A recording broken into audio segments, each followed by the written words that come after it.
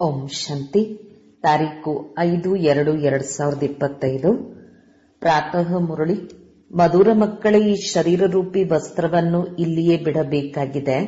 ಆದ್ದರಿಂದ ಇದರೊಂದಿಗಿನ ಮಮತೆಯನ್ನು ಕಳೆಯಿರಿ. ಯಾವ ಮಿತ್ರ ಸಂಬಂಧಿಗಳು ನೆನಪಿಗೆ ಬರಬಾರದು. ಪ್ರಶ್ನೆ: ಯಾವ ಮಕ್ಕಳಲ್ಲಿ ಯೋಗ ಬಲವಿದೆ, ಅವರ ಚಿಹ್ನೆಗಳೇನು? ಉತ್ತರ: ಅವರಿಗೆ ಯಾವುದೇ ಮಾತಿನಲ್ಲಿ ಸ್ವಲ್ಪವೂ ಅಘಾತವಾಗುವುದಿಲ್ಲ, ಎಲ್ಲಿಯೂ ಸೆಳೆತವಿರುವುದಿಲ್ಲ. ತಿಳಿದುಕೊಳ್ಳಿ, ಇಂದು ಯಾರಾದರೂ ಶರೀರ ಬಿಟ್ಟರೂ ಸಹ ಅವರಿಗೆ ದುಃಖವಾಗುವುದಿಲ್ಲ, ಏಕೆಂದರೆ ಅವರಿಗೆ ಗೊತ್ತಿದೆ ಇವರ ಪಾತ್ರವು ನಾಟಕದಲ್ಲಿ ಇಷ್ಟೇ ಇತ್ತು. ಆತ್ಮವು ಒಂದು ಶರೀರವನ್ನು ಬಿಟ್ಟು ಹೋಗಿ ಇನ್ನೊಂದು ಶರೀರವನ್ನು ಪಡೆದುಕೊಳ್ಳುತ್ತದೆ.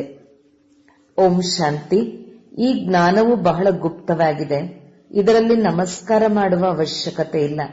ಪ್ರಪಂಚದಲ್ಲಿ ನಮಸ್ತೆ ಅಥವಾ ರಾಮ್ ರಾಮ್ ಇತ್ಯಾದಿ ಹೇಳುತ್ತಾರೆ.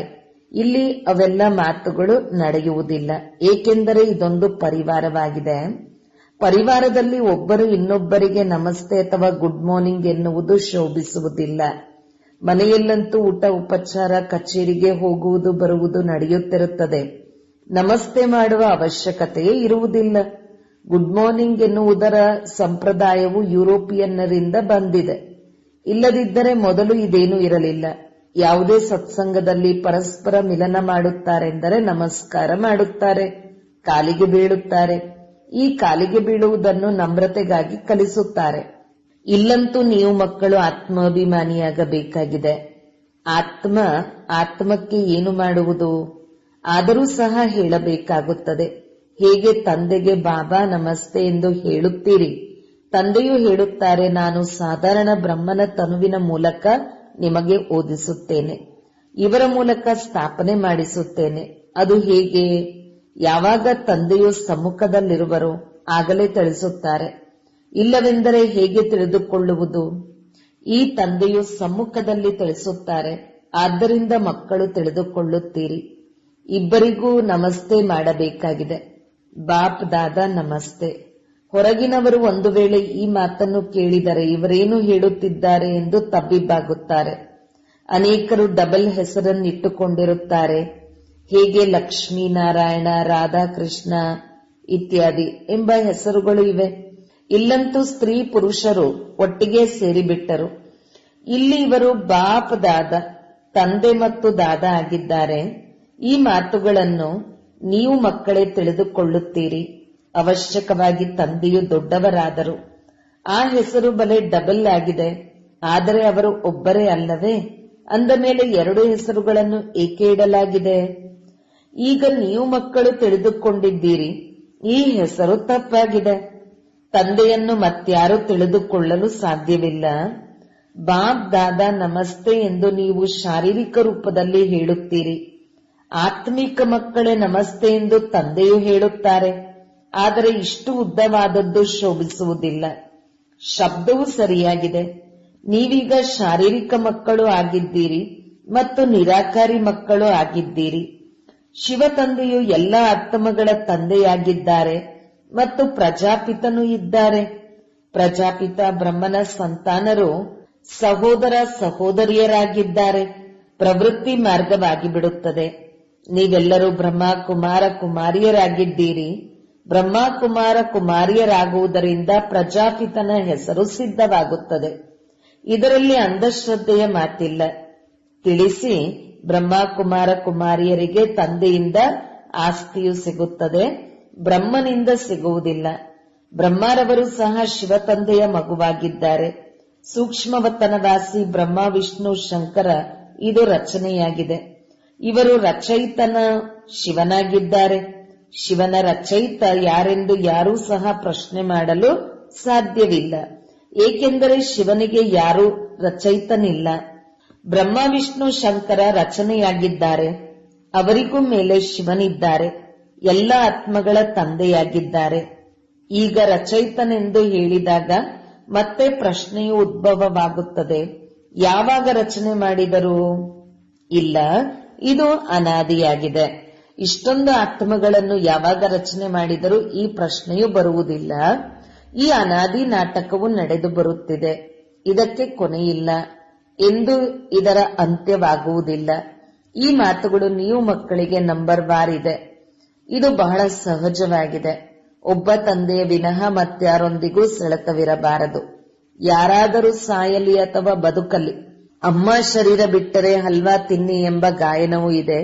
ಯಾರಾದರೂ ಶರೀರ ಬಿಡುತ್ತಾರೆಂದರೆ ತಿಳಿದುಕೊಳ್ಳಿ, ಆಗ ಚಿಂತೆಯ ಮಾತಿಲ್ಲ. ಏಕೆಂದರೆ ಈ ನಾಟಕವು ಅನಾದಿಯಾಗಿ ಮಾಡಲ್ಪಟ್ಟಿದೆ. ನಾಟಕದ ಅನುಸಾರ ಅವರು ಈ ಸಮಯದಲ್ಲಿ ಹೋಗಲೇಬೇಕಾಗಿತ್ತು. ಇದರಲ್ಲಿ ಏನು ತಾನೇ ಮಾಡಲು ಸಾಧ್ಯ? ಸ್ವಲ್ಪವೂ ದುಃಖಿಯಾಗುವ ಮಾತಿಲ್ಲ.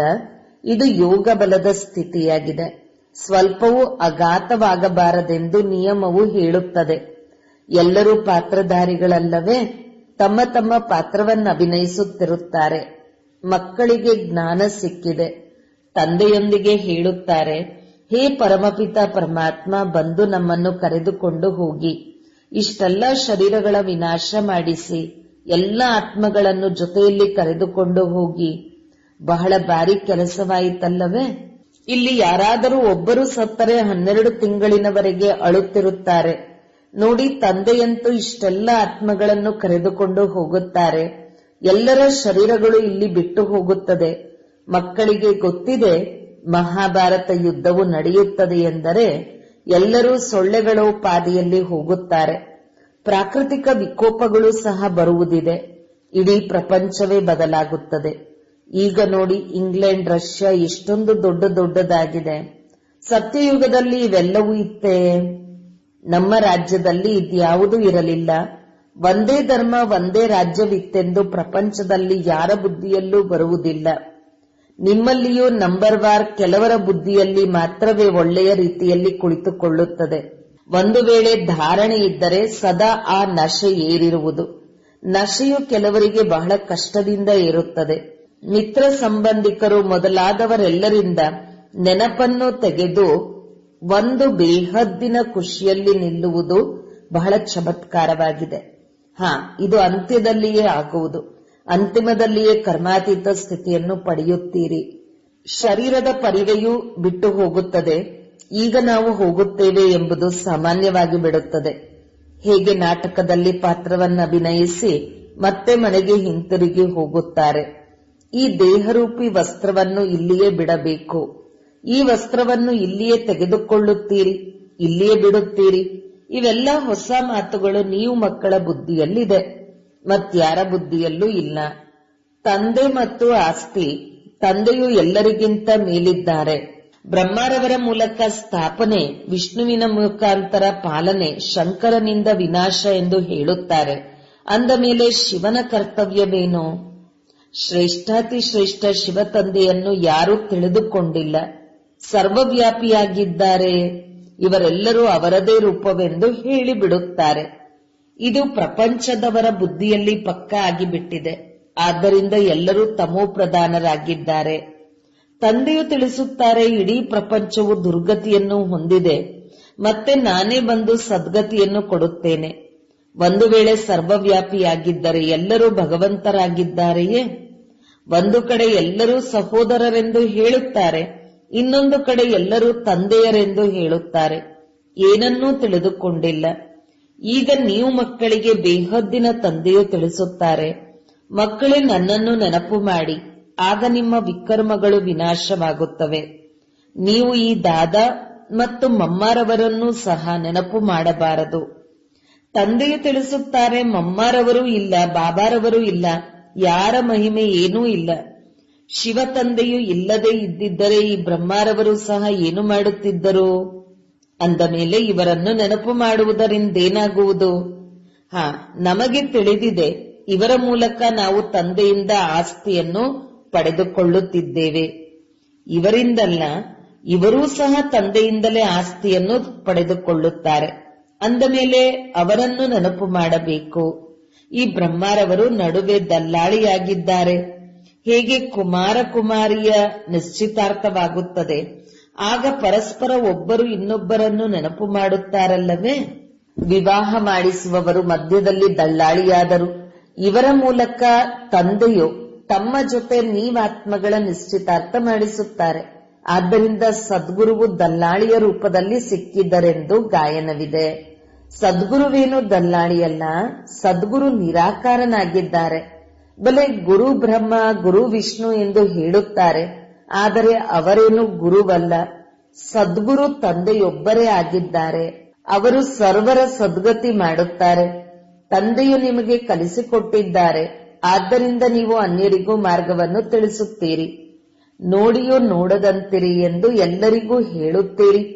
ಬುದ್ಧಿಯು ಶಿವ ತಂದೆಯೊಂದಿಗೆ ತೊಡಗಿರಲಿ. ಕಣ್ಣುಗಳಿಂದ ಏನೆಲ್ಲವನ್ನೂ ನೋಡುತ್ತೀರೋ ಎಲ್ಲವೂ ಸ್ಮಶಾನವಾಗಲಿದೆ. ಒಬ್ಬ ತಂದೆಯನ್ನು ನೆನಪು ಮಾಡಬೇಕೇ ಹೊರತು ಈ ಬ್ರಹ್ಮರವರನ್ನಲ್ಲ. ಇವರಿಂದ ಆಸ್ತಿಯೂ ಸಿಗುವುದಿಲ್ಲ, ತಂದೆಯಿಂದಲೇ ಸಿಗುತ್ತದೆ. ತಂದೆಯ ಬಳಿಯೇ ಹೋಗಬೇಕೆಂದು ಬುದ್ಧಿಯು ಹೇಳುತ್ತದೆ. ವಿದ್ಯಾರ್ಥಿಗಳು ವಿದ್ಯಾರ್ಥಿಗಳನ್ನು ನೆನಪು ಮಾಡುವುದಿಲ್ಲ, ಶಿಕ್ಷಕರನ್ನು ನೆನಪು ಮಾಡುತ್ತಾರಲ್ಲವೇ. ಶಾಲೆಯಲ್ಲಿ ಯಾರು ತೀಕ್ಷ್ಣವಾದ ಮಕ್ಕಳಿರುತ್ತಾರೆಯೋ ಅವರು ಅನ್ಯರನ್ನು ಮೇಲೆತ್ತುವ ಪ್ರಯತ್ನ ಮಾಡುತ್ತಾರೆ. ತಂದೆಯು ತಿಳಿಸುತ್ತಾರೆ, ಒಬ್ಬರು ಇನ್ನೊಬ್ಬರನ್ನು ಮೇಲೆತ್ತುವ ಪ್ರಯತ್ನ ಮಾಡಿ. ಆದರೆ ಅದೃಷ್ಟದಲ್ಲಿಲ್ಲವೆಂದರೆ ಪುರುಷಾರ್ಥವು ಮಾಡುವುದಿಲ್ಲ. ಸ್ವಲ್ಪದರಲ್ಲಿಯೇ ಖುಷಿಯಾಗಿ ಬಿಡುತ್ತಾರೆ. ಪ್ರದರ್ಶನಿಯಲ್ಲಿ ಅನೇಕರು ಬರುತ್ತಾರೆ. ಅನೇಕರಿಗೆ ತಿಳಿಸಿಕೊಡುವುದರಿಂದ ಬಹಳ ಉನ್ನತಿಯಾಗುತ್ತದೆ. ನಿಮಂತ್ರಣ ಕೊಟ್ಟು ಕರೆಸುತ್ತಾರೆ ಅಂದಾಗ ದೊಡ್ಡ ದೊಡ್ಡ ಬುದ್ಧಿವಂತ ಮಕ್ಕಳು ಬರುತ್ತಾರೆ. ನಿಮಂತ್ರಣವಿಲ್ಲದೆ ಕೆಲವು ಪ್ರಕಾರದವರು ಬಂದು ಬಿಡುತ್ತಾರೆ. ಉಲ್ಟಾ ಸುಲ್ಟಾ ಮಾತನಾಡುತ್ತಿರುತ್ತಾರೆ. ರಾಯಲ್ ವ್ಯಕ್ತಿಗಳ ನಡತೆ ಬಹಳ ರಾಯಲ್ ಆಗಿರುತ್ತದೆ. ರಾಯಲ್ ವ್ಯಕ್ತಿಗಳ ರಾಯಲ್ಟಿಯಿಂದಲೇ ಒಳಗೆ ಪ್ರವೇಶಿಸುತ್ತಾರೆ. ನಡತೆಯಲ್ಲಿ ಬಹಳ ಅಂತರವಿರುತ್ತದೆ. ಅವರ ನಡೆಯುವ ಮಾತಾಡುವುದರಲ್ಲಿ ಶ್ರೇಷ್ಠತೆ ಇರುತ್ತದೆ. ಮೇಳದಲ್ಲಂತೂ ಎಲ್ಲಾ ಪ್ರಕಾರದವರು ಬಂದು ಬಿಡುತ್ತಾರೆ. ಯಾರನ್ನೂ ನಿರಾಕರಿಸುವಂತಿಲ್ಲ. ಆದ್ದರಿಂದ ಎಲ್ಲಿಯಾದರೂ ಪ್ರದರ್ಶನಿಯಲ್ಲಿ ನಿಮಂತ್ರಣ ಪತ್ರವನ್ನು ಕೊಟ್ಟು ಕರೆಸುತ್ತೀರೆಂದರೆ ಒಳ್ಳೊಳ್ಳೆಯ ವ್ಯಕ್ತಿಗಳು ಬರುತ್ತಾರೆ ಮತ್ತು ಅವರು ಹೋಗಿ ಅನ್ಯರಿಗೂ ತಿಳಿಸುತ್ತಾರೆ. ಕೆಲವೊಮ್ಮೆ ಮಹಿಳೆಯರಿಗಾಗಿ ಕಾರ್ಯಕ್ರಮಗಳನ್ನಿಡಿ. ಕೇವಲ ಮಹಿಳೆಯರೇ ಬಂದು ನೋಡಲಿ, ಏಕೆಂದರೆ ಕೆಲವೊಂದೆಡೆ ಸ್ತ್ರೀಯರು ಪರದೆಯ ಒಳಗೆ ಇರುತ್ತಾರೆ. ಆದ್ದರಿಂದ ಕೇವಲ ಮಹಿಳೆಯರಿಗೆ ಕಾರ್ಯಕ್ರಮಗಳನ್ನಿಡಿ. ಅಲ್ಲಿಗೆ ಪುರುಷರು ಯಾರು ಬರಬಾರದು.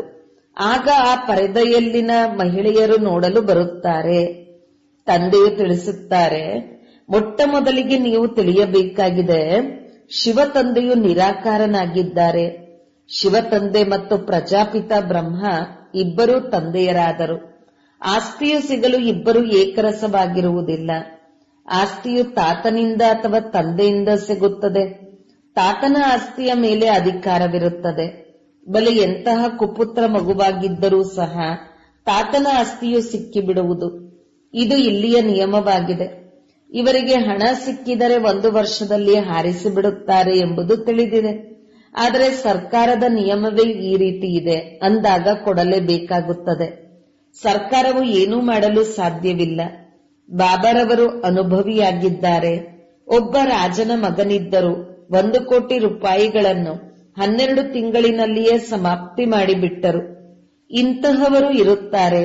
ನಾನು ನೋಡಿದ್ದೇನೆಂದು ಶಿವತಂದೆಯು ಹೇಳುವುದಿಲ್ಲ.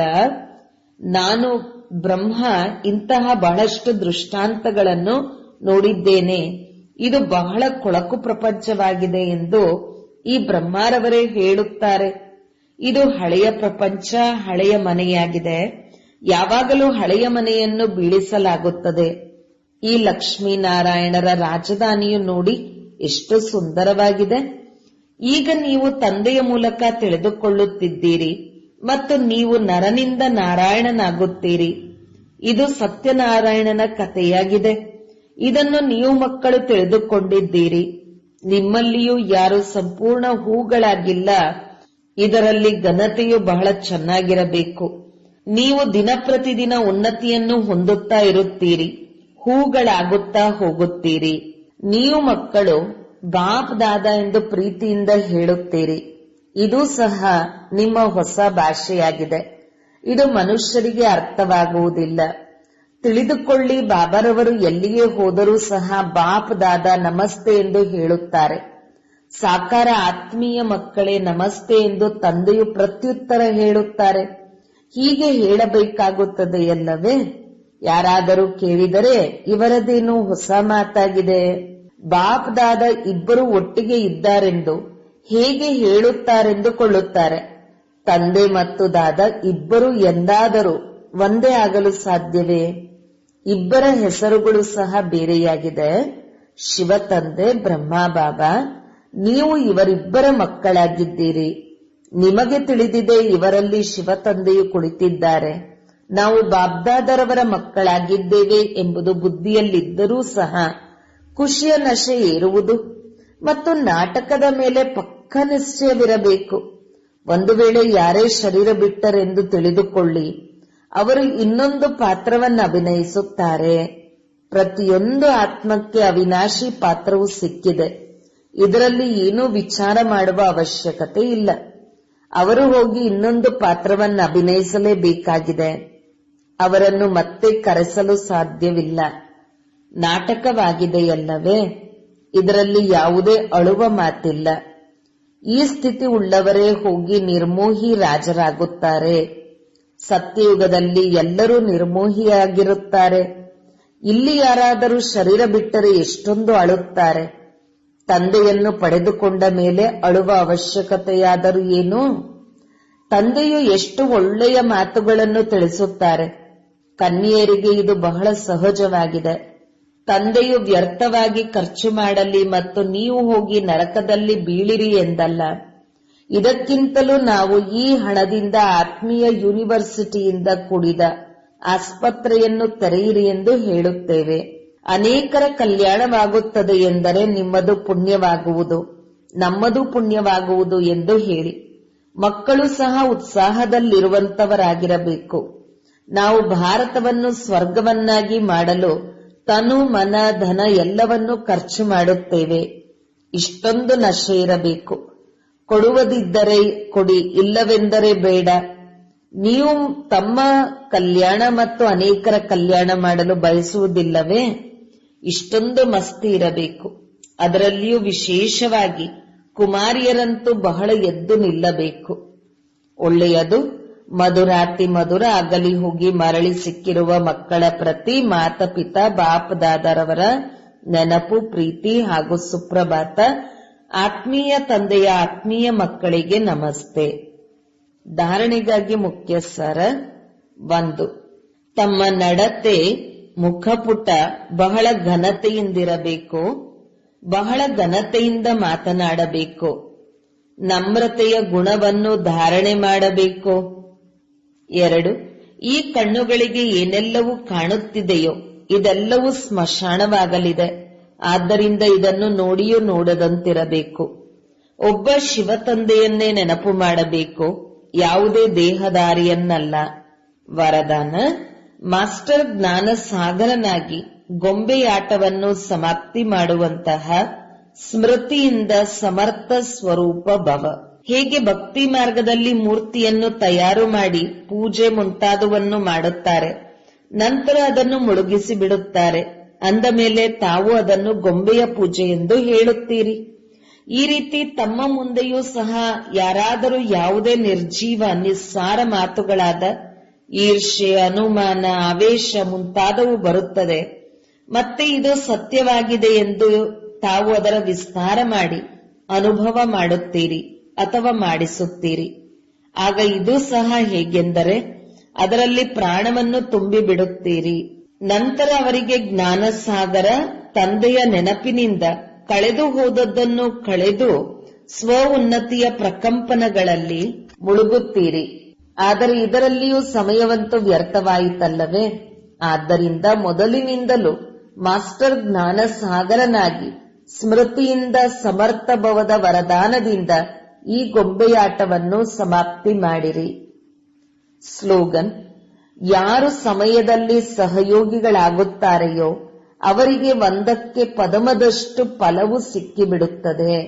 ಅವ್ಯಕ್ತ ಸೂಚನೆ: ಏಕಾಂತ ಪ್ರಿಯರಾಗಿ ಏಕತೆ ಮತ್ತು ಏಕಾಗ್ರತೆಯನ್ನು ತಮ್ಮದಾಗಿಸಿಕೊಳ್ಳಿ. ಯಾರೆಲ್ಲ ರಾಜನೇತರು ಅಥವಾ ಧರ್ಮನೇತರಿದ್ದಾರೆ ಅವರಿಗೆ ಪವಿತ್ರತೆ ಮತ್ತು ಏಕತೆಯ ಅನುಭವ ಮಾಡಿಸಿ. ಇದೇ ಕೊರತೆಯ ಕಾರಣ 2 ಸಪ್ತ ಶಕ್ತಿ ಬಲಹೀನವಾಗಿದೆ. ಧರ್ಮಸತ್ತ ಧರ್ಮಶಕ್ತಿಯನ್ನು ಧರ್ಮದ ಶಕ್ತಿಹೀನರನ್ನಾಗಿ ಮಾಡುವ ವಿಶೇಷ ವಿಧಿ ಪವಿತ್ರತೆಯನ್ನು ಸಿದ್ಧ ಮಾಡುವುದು ಮತ್ತು ರಾಜ್ಯದ ಶಕ್ತಿ ಮುಂದೆ ಏಕತೆಯನ್ನು ಸಿದ್ಧ ಮಾಡುವುದು. ಓಂ ಶಾಂತಿ.